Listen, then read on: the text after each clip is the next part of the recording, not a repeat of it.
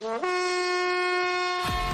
Daily is daily Vikings entertainment. We just want the Vikings to win a Super Bowl before we die. I will ride with this group. Seriously, man. Please. And away we go. Little Saturday check down episode here. Less than 2 weeks until the NFL draft. And we'll remind you about the Purple Daily draft party later on in this episode here. A really fun historical question to get to left over from Feedback Friday. And then we'll get to at least a mock or two here because the mocks continue to pile up the closer we get to draft night. But let's shout out Neos Elite Performance here to start this Saturday check down, Judd. Yeah, and guys, hey, look, if you are trying to get an edge in life, if you're active, perhaps a little sore, the experts at Neos Elite Performance can help you. If chronic pain is slowing you down, Neos's cutting-edge regenerative medicine and cellular IV therapy is designed to get you going again without invasive procedures. In other words, this is what they call white glove service delivered to your home. No trips to the doctor's office.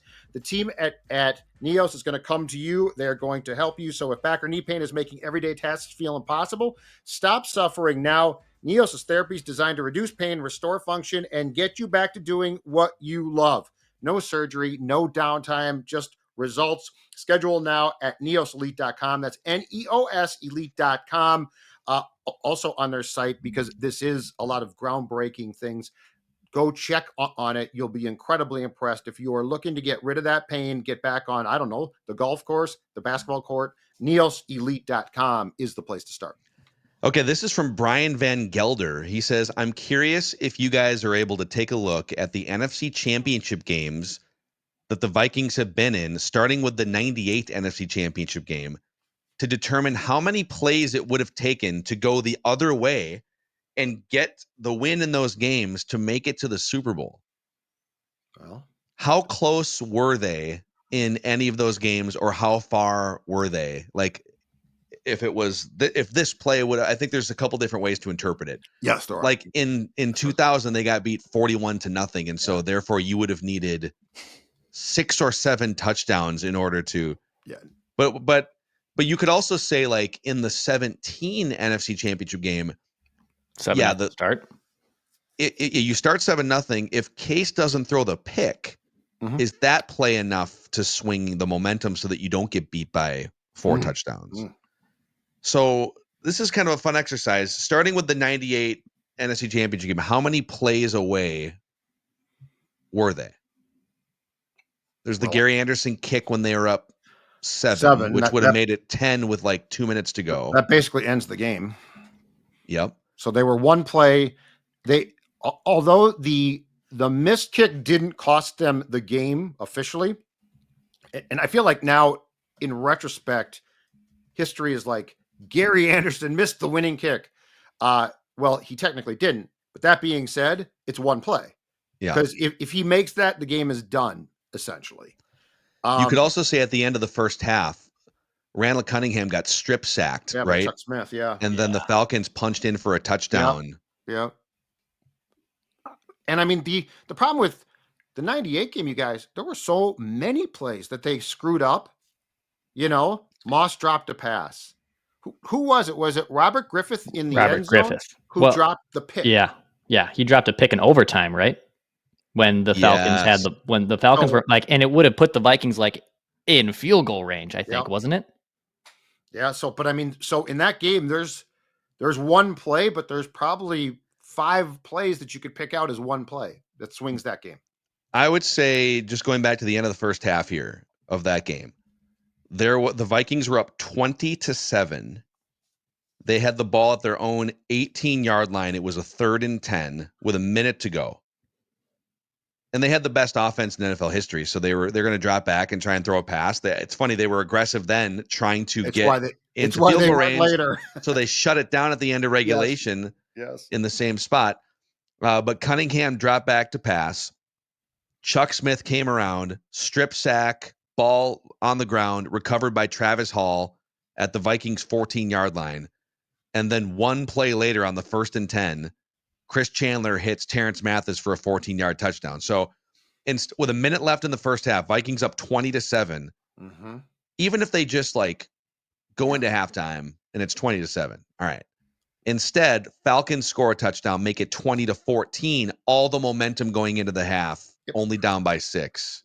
Game changer, right? Correct. Mm. Yeah. There are, I'm telling you, there are no fewer than 5 plays that swung that game, including, go back to the second half, I think, Vikings ahead at this point. Robert Smith goes out of bounds and stops the clock. Yeah. Yeah, I'm trying to find that one. Robert Smith left. Yeah. I think the Robert Griffith thing might have been with 1:48 left in the fourth quarter. Okay. It was a 1st and 10 play, and Chandler sailed one, and the Vikings were up 27-20 with 1:48 left. And it was like kind of edge of field goal range that would have ended the game. There was like 3 different things or 4 different that would have ended. This is depressing. The game. I know. That game was so there. Okay, the 2000 NFC Championship game. There wasn't really. Yeah, If the question literally is how many plays would it have taken, it's not. I don't know, 6 touchdowns. Yeah. I think, and we can obviously get to it, but like 09 and 17. Actually, I have a lot of takes on 17 because there's a lot of plays that happen in that game, in my opinion, that are actually a lot closer than the score ended up being. Let's do that one then. Because the score was like, it was 38-7, so it kind of felt all right. It was blowout. So you brought up so Case throws the pick 6 after the Vikings go up 7-0, and they went up 7-0, and all of us like, oh my god, they're gonna play a home Super Bowl in their game. The big ball breaker, in my opinion, of this game was the Alshon Jeffrey 53-yard bomb from midfield with 1:03 left in the half, and then the Vikings got the ball, I think had to punt, and the Eagles get another field goal. They got 10 points in the final minute of that first half. Let's say everything just holds serve. That's a 14-7 game going into the second half. That's right. And we look at that game as, and yes, through the totality of it, it was an ass kicking. If they don't get 10 points in a minute, that's a 7-score game going in to the second half, and you're right in it. So okay, I forgot about all of this. I'm so glad you brought this up. And going through the game log, it's very triggering because he's like, yeah, it's been 8 years or whatever, 7 years. It was kind of a blowout. The interception was bad. But to Dex's point, after the interception, Eagles had the momentum. They scored the touchdown. Then they got the ball back again early second quarter. LeGarrette Blount runs in for a touchdown. So now it's 14-7 and things aren't going well. But okay, we're getting toward halftime. If you can just like get into the locker room at 14-7, it's really take a deep breath. You still got the best defense in the NFL. That 53-yard touchdown pass to Alshon Jeffrey was a 3rd and 10. Yeah. So it's a 3rd and 10 against a backup quarterback with the best defense in the NFL. And instead of stopping them and getting the ball back, and it was like around midfield with 1:18 to go. So let's say you force a punt, you probably get the ball back and do nothing with it. But it's 14-10. Yeah. Instead, they hit the 53-yard touchdown, and then now it's 21-7. You get the ball back. You soil yourselves, and you punt the ball back to the Eagles down 21-7 with like 30 seconds to go. And the Eagles get the ball again with 30 seconds to go at their own 20. And Nick Foles hits Zach Ertz for a 36-yard pass to get into field goal range. Oh, boom, 3 more points, game over, 24-7. Yeah. I mean, hot take. Those 2 surrenders are way worse than the Case Keenum pick 6. Yeah. Because the Case Keenum pick 6 happened. It's early, and you can still rebound from that. Those 2 plays were way worse than the Case pick 6 early. But the weird thing about the Case pick 6 is it like started this cycle of like you could see the air come out of the balloon immediately, and it snowballed so much. Yeah. And it was, I still think it was Zimmer's philosophy all year that Case was lucky. And the pick 6 sort of confirmed it, and you could just see it start to snowball. But yeah, the end of the first half there. Now, I will say this. The Eagles at that point kicked the Vikings' ass. Right. They didn't have to, but they did. 98, I think 98 might be, I hate to talk about this, in 2009 actually comes in as well. Those are flat out some of the worst choke jobs I've ever seen. Yeah. In 2009, or in 2000, 17, it's painful, but you collapsed. Like you just collapsed. And like your magic carpet ride just crashed. Yeah. 98 and 09 are phenomenal choke jobs, boys. Okay, let's keep ripping the scabs This off hurts. here. Okay, the I didn't know 09 we were gonna do game. this on a Saturday. I'm sorry, but it's, hey, listen, man. Like Brian submitted the question, and who I are know. we to censor what the audience sends in? We're just answering questions. So the 09 game is famous for a lot of reasons. The 12 men in the huddle, pushing you out of field goal range, the turnover. It was 5 turnovers for the Vikings, 1 for the Saints. The bad call on Lieber to put the Saints on the edge of field goal range. All these things. Yep. And just an all-time slate of bad calls and blunders and the Brett Favre across the body. But the biggest thing was the Vikings had those 5 turnovers. They also had another fumble or 2 that weren't turnovers. It was like just bonkers. Yep. But the first turnover was with a minute left in the second quarter. So the Vikings had 5 turnovers after the 1 minute mark of the second quarter of that football game and still had it. Like they still should have won the game. And if I recall correctly, that was the Favre handoff to Peterson that would have been a touchdown because the one Saints turnover in that entire game is the muffed punt, I believe, by Reggie Bush. And if the Vikings score there, what's the halftime score then? Yeah, so it was at the time, just going back to the muffed punt, Vikings, let's see here. Vikings had the ball with 2 minutes left at their own 32. They drive all the way down. And then Adrian, so they were at, with one, it's 14-14 with a minute left in the first half. Vikings driving inside the 10-yard line. Yep, off the muffed punt. It's at the 4-yard. Actually, I don't think. Yeah, you're right. It was. So I'm sorry. Chris Kluwe punted with a minute 24 left, tie game. Bush muffs it. Vikings ball at the 10. 6-yard run by Peterson. Brett Favre actually got the credit for the fumble on the next play because it was a botched exchange, but it was right. I mean, it was Peterson was. So yeah, they would have marched into the end zone up 21-14 halftime. Instead, Saints get the ball out of the break. First drive, third quarter, right down the field for a touchdown. Also, they returned the opening second half kick 61 yards to the Vikings side of the field. So if any of those turnovers go the other way, if you score a touchdown at the end of the first half, oh, what a franchise. Yep. What a franchise. And the fumbles too. So Favre was charged with 1 or 2. Peterson had, I think, 1 officially, but he put the ball on the ground like 3 times. But then, if I'm not mistaken, in his rookie season, Percy Harvin hadn't fumbled all year. He fumbles. And Bernard Berrien had that one near the goal line, which was terrible, which is why I think Favre wouldn't throw him the damn ball on the play that he tried to hit Sidney Rice on that Tracy Porter picked off. Oh, this is just... It's so brutal. This is... I just feel, too, and I've had this take about the game basically since it ended, because the Vikings fans hate the Saints for the Bounty Gate stuff, which is justified. But I feel if they had won that game and we still figured out all the stuff that happened with Bounty Gate, I don't think we would make as big of a deal as it was. No. You guys tried to cheat and we still won. Does Bounty Gate come out at all? Does Sean Payton get suspended for a season and a bunch of guys get pinched if the Vikings win that game? No. I don't think so. I agree. I don't think so. So I don't know. They investigate.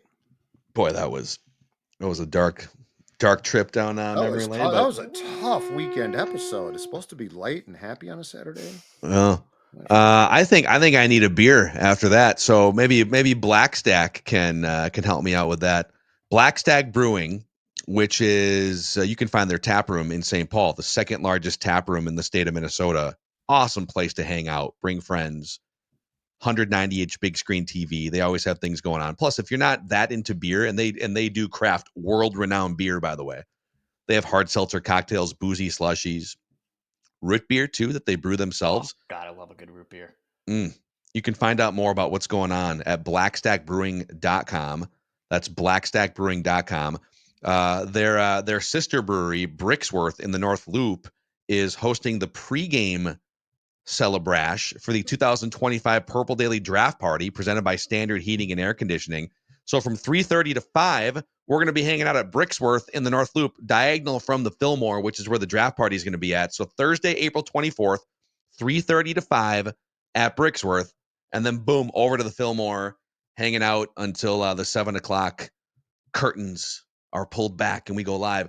You can find your tickets for the draft party at scorenorth.com/draft, scorenorth.com/draft. Shout out again to Standard Heating and Air Conditioning, 2 men in a junk truck, and Roku as well. And then the Canopy Group is powering this edition of Purple Daily today, Judd. Indeed. And guess what? They're an in-state based independent insurance company that has, this is the most important thing, folks, your best interest in mind. Much like a sports executive, constantly on the lookout for the best talent available, the Canopy Group's going to do the same for you when it comes to getting the best insurance coverage at the best price. What they do is they work with 16 groups of top-tier companies to make sure that you have the best insurance roster available for auto, home, health, and business.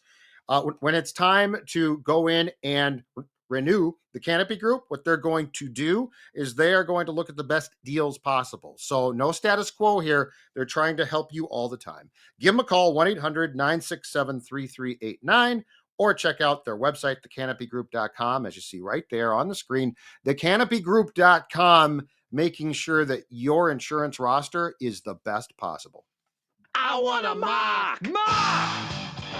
Gentlemen, we have not a 1-round mock, not a 2-round mock, a 5-round mock from Chad Reuter, NFL.com. Good for Chad. Chad's grinding, man. Good for Chad. Just grinding away. So I'll kind of fly through this here. He's got Cam Ward, number 1 of the Titans, Travis Hunter to the Browns, Shedeur Sanders to the Giants, Abdul Carter to the Patriots, and then Ashton Genty to the Raiders at 6. Okay. Jackson Dart to the Jets at 7. This is not the first time we've seen this now. I mean, I think it's crazy, but easy reach, dude. Yep. Classic Jets. And you have so many needs. So the owners' high school sons who love Madden are like, you got to take Jackson Dart. And then with the 24th overall pick, according to Chad Reuter, NFL.com, the Minnesota Vikings trade back with the Kansas City Chiefs. Yep. He doesn't have exactly what the compensate. Oh, wait, no, he does here. Okay, he says they send a 3rd and a 4th round pick to the Vikings, receiving this selection, and then a 6th rounder. So the Vikings would wind up with a late 1st round pick, 2 thirds with the 97th that they already have, and then a 4th here. Okay. So with that, the Vikings at 31 select out of Florida State cornerback Azariah Thomas. So they pick up some extra capital. They get a Florida State cornerback. While Thomas's lackluster 40-yard dash at Florida State's Pro Day might scare off some teams, the Vikings could really use his size on the outside to complement Byron Murphy Jr. and Isaiah Rodgers. Good size. What's the wingspan like? He doesn't have the wingspan here, unfortunately. Can he play man? We'll have to do some digging on that. Can he play man coverage? I need you to play man. Yeah, I mean, we'll have to consult with Chad to see if he's got some more information. But he does have 2 third-round picks, the 95 and the 97. He has the Vikings selecting with the 95th pick, offensive guard Wyatt Millum from West Virginia. And then with the 97th pick, Kansas State safety Marquez Sigel. So safety, offensive line, cornerback. And then let's skedaddle to the 5th round here, where Chad Reuter, it's the first pick in the 5th round, has the Vikings selecting BYU edge rusher Tyler Batty. So another edge. Another edge. All right. Boom. Nice. I think if they were to trade back, still pick in the 1st round and then pick up an extra 3rd, extra 4th, I'm in. Yeah. Conceptually, I'm in. Absolutely. I told you I want 2 day 2 picks. Yep. Let's make it happen. So, all right. We'll get those wingspan numbers for you, Judd, over the weekend. We'll break them all down on Monday.